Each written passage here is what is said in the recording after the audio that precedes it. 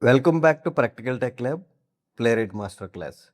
In the previous lesson, we created our first Playwright test and learned how to open a website and verify the title and URL.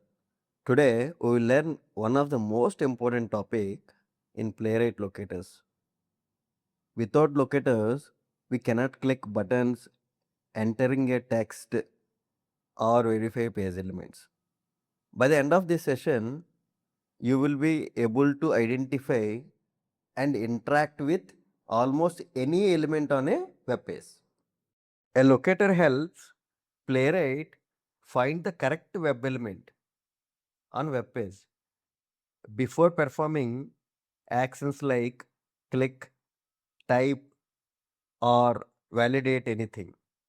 In this lesson, we will learn different locator strategies with practical examples. Go to test folder and we will try to create a day 3 file. Now day 3 dot locator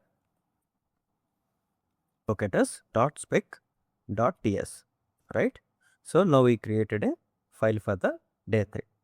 Now we need to import modules, that is test module. Now we are not going to do any validations today. So I'm just giving only tests from the Playwright.